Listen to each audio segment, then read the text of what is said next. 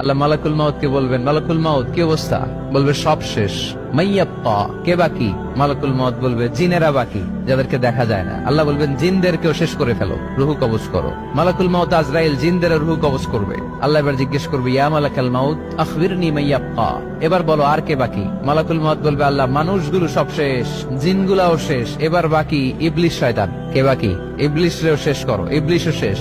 আল্লাহ আবার জিজ্ঞেস করবেন, ইয়া মালাকাল মাউতি মাইয়াব্বা, আর কে বেঁচে আছে বলো?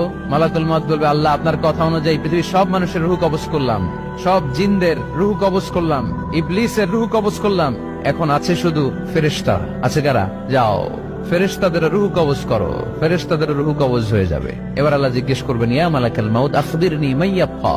মালাকুল মাউত বলবে, আল্লাহ আপনার কথা মতো ধরে ধরে সব শেষ, ফেরেশতাও শেষ, 4 জন ছাড়া। কয়জন ছাড়া?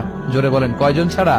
ইসরাফিল, জিব্রাইল, মিকাইল, আজরাইল। আল্লাহ এই 4 জন আমরা বাকি। আল্লাহ বলবে, যাও ইযহাব ইনতালিক ইলা জিবরিল ওয়াকবাদ রূহা, জিব্রাইলের রূহ কবজ করো। ইযহাব ইলা ইসরাফিল ওয়াকবাদ রূহা, ইসরাফিলের রূহ কবজ করো। ইযহাব ইলা মিকাইল ওয়াকবাদ রূহা, রূহ কবজ করো। ওই 3 ফেরেশতাও শেষ। এবার আল্লাহ তাআলা জিজ্ঞেস করবেন, ইয়া মালাকাল মাউত আখবিরনি মাইয়াব্বা, হে মালাকুল মাউত আর কে বাকি আছে বলো?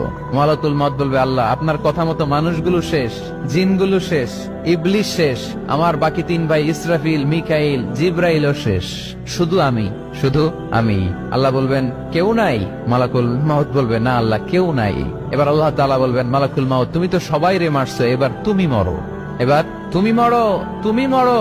শোনার সাথে সাথে মালাকুল মাউতের কাঁপুনি ছুটে যাবে, খিঁচুনি এসে যাবে ভয়ে। আল্লাহ বলবেন, কাঁপুনি দিয়ে তো লাভ নাই, কারণ কুল্লু নাফসিন যায়িকাতুল। রব্বুল আলামিন বলবেন, মালাকুল মাউত কেঁদো না, এটাই দুনিয়ার বিধান, আমি আল্লাহর দেয়া বিধান, এটাই জন্মালেই মরতে হয়। যাও, জান্নাত জাহান্নামের মাঝখানে একটা জায়গা আছে, জায়গাটার নাম হলো আরাফ। এই আরাফের মধ্যখানে যে দাঁড়াও, ওখানে যে মালাকুল মাউত কাঁপতে থাকবে।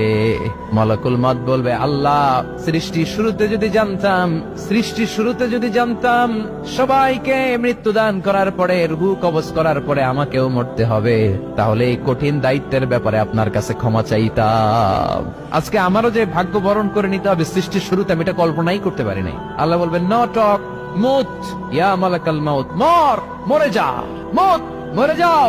বলার সাথে সাথে মালাকুল মাউত এক বিকট চিৎকার হাঁকিয়ে মরে যাবে। মালাকুল মাউতের চিৎকারটা সেদিন এত ভয়ঙ্কর হবে, বিষ্ণু ইসলাম বলেন, ওই চিৎকারের আওয়াজ যদি পৃথিবীর মানুষেরা কান দিয়ে শুনতে পেত, তাহলে কিয়ামত সংগঠিত হওয়ার জন্য আলাদা করে ইসরাফিলের সিঙ্গার প্রয়োজন হতো না। ওই চিৎকারের আওয়াজে প্রতিটা মানুষ কানের পর্দা ফেটে ওই জায়গায় লাশ হয়ে পড়ে যেত। এবার ডানে বায়ে সামনে পেছনে উপরে নিচে কেউ নাই, একজন ছাড়া। জোরে বলতে হবে, তিনি কে?